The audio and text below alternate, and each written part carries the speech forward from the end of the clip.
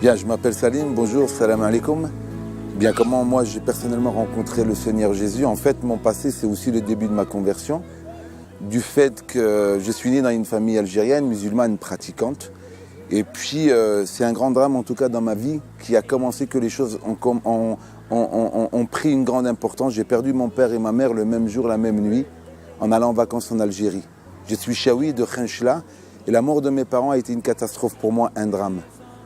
J'ai vécu donc dans un orphelinat pendant des années et c'est dans cet orphelinat que j'ai compris que la solution de l'homme ne pouvait pas répondre à mon problème. Puisque les gens, les éducateurs spécialisés, les assistantes sociales, les psychologues, essayaient de donner une réponse à mon problème et je me suis aperçu qu'en fait, ils vivaient exactement le même problème que moi et donc ils ne pouvaient pas avoir la réponse. J'ai compris que le fait de s'appeler Salim pouvait parfois avoir des portes fermées ou des portes ouvertes. Et ça m'a mis une haine en moi, une amertume en moi.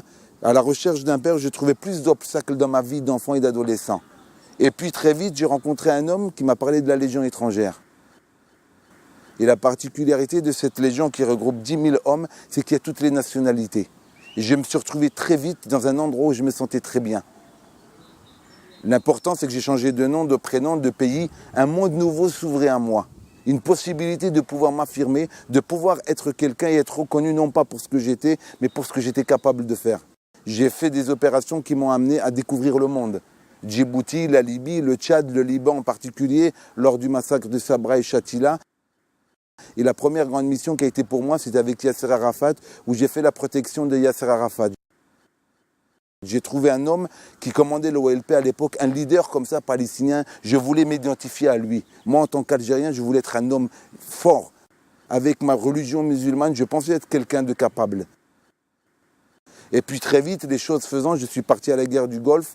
Et mon premier contact avec l'évangile, c'est lorsque je faisais la protection du général Janvier. Il y avait un homme, un Espagnol, il était chrétien de nom. Et aussi par son témoignage, jamais il m'a parlé de Jésus. Mais son comportement m'a beaucoup bousculé. Et un midi, alors qu'on devait manger le repas, cet homme s'est abstenu de manger. Et en tant que commandant, je lui ai dit quel est le motif de son refus de manger avec nous. Il m'a dit qu'il jeûnait, qu'il priait pour que Dieu nous préserve de la mort. Et cette parole, elle m'avait subjugué. Toute la nuit, ça m'a travaillé. Je suis parti en hélicoptère avec le général Janvier. Et là, un missile irakien, il est venu s'abattre sur l'hélicoptère. Et puis, l'hélicoptère n'a pas été touché. On s'est posé en catastrophe donc sur le territoire. Et puis, c'est la première fois où j'ai vu que la prière d'un homme sur la terre, elle a été exaucée par un Dieu vivant. Ma foi faisant, j'étais interpellé par cet homme-là. En fait, je réalisais que sa présence à mes côtés m'apportait la paix. Son comportement, pour moi, était exemplaire. Je suis rentré en France, j'ai fini la Légion et je devais partir comme mercenaire à Sierra Leone. Et là, je tombe en contact d'un couple chrétien, des gens qui vivaient leur foi. C'était très difficile pour moi d'accepter leur foi. Parce que leur point central, en tout cas, de leur vie, c'était Jésus. Et moi, je n'aimais pas Jésus. Un, parce que c'était un sauveur pour l'Occident et pas pour moi. Et deux, parce qu'il était juif. Et personnellement, pour être vrai avec vous, j'avais un grand problème avec Israël. Et je ne voulais pas que mon sauveur soit un juif. Moi, j'aurais préféré qu'il s'appelle Mohamed, ou la Slimane, ou la Salim. Mais Jésus, sauveur, en tant que juif, c'était très difficile. On m'a invité à l'église. Et j'ai été dans une église évangélique avec des gens tout à fait équilibrés. Mais leurs témoignages, leurs paroles avaient réconforté mon cœur. Chemin faisant, ils m'ont offert une Bible et en parcourant la parole de Dieu, j'ai trouvé une parole qui a bouleversé ma vie. Dieu est le père de l'orphelin. Et quiconque serait ou maltraiterait un orphelin, Dieu personnellement s'en chargerait. J'ai compris que j'étais plein d'erreurs aussi. Ma haine, ma rébellion, j'étais lié à des choses pas belles du tout. Mais laissant la parole toucher mon cœur, laissant Dieu me guérir, apaiser mon âme, j'ai trouvé un père qui m'aimait, alors qu'à la Légion, 10 000 soldats et 10 000 frères d'armes, je n'ai pas pu trouver un père. Il y a des pages qu'on doit fermer, mais moi, c'était un livre que j'ai fermé sur mon passé. Et ma vie d'aujourd'hui, elle est centrée sur un Dieu vivant qui, jour après jour, m'amène à aimer celui qui me hait. Parce que j'ai compris qu'après 18 ans de guerre, la seule arme qui peut toucher un homme, c'est l'arme de l'amour.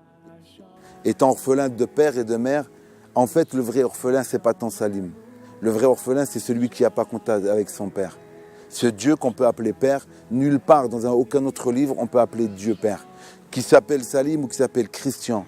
Mon désir à moi, c'est de lui dire que tu es orphelin, tant que tu ne reconnais pas que Dieu est ton Père.